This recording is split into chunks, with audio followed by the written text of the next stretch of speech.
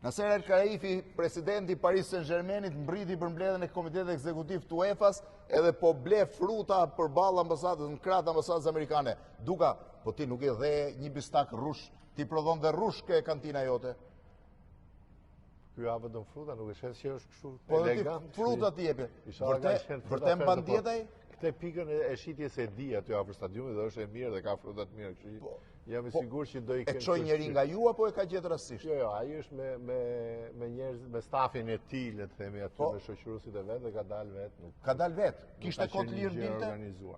Po ka pas, domethënë, gjatë mes festivalit dhe mbledhjes Komitetit Ekzekutiv ka qenë rreth 2-3 orë pushim. Kështu që kishte mundësi të dilte. Në atë kohë duhet. Kur e pe filmimin e pyeta apo se pyeta? Me sa duket nuk ka preferuar të konsumoj direkt, me qenë më i lehtë për. Dhe ka ngrënë vetëm fruta. Komitetit Ekzekutiv. Jo, nuk e ka pyet, thash nuk.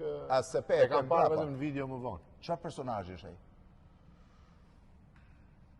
Personazh pozitiv, antari i Komitetit Ekzekutiv, presidenti i Paris Saint-Germain, presidenti komunikueshëm si klubeve, shumë miqësor dhe i afrueshëm, shumë. Nuk është era parë që vjen në Shqipëri, sepse le të themi EKA apo organizata e ligave ndonjëherë mund të kenë probleme me UEFA, sepse në fundit për ngarkesën e futbollistëve, ta kalendarëve të tjerë është.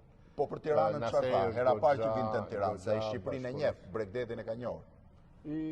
I lumtur nga ai gjithë ai le të themi 48 orësh në Tiranë dhe me vlerësime maksimale pozitive. Ti kisha dhënë një bistak rush, kishim dalë dhe ne të nderuar. Kisha dhënë rush nga imi. Rush nga imi. Verë nga imi e kam dhënë fakt. Faleminderit, dhe një shishe verë nga jote.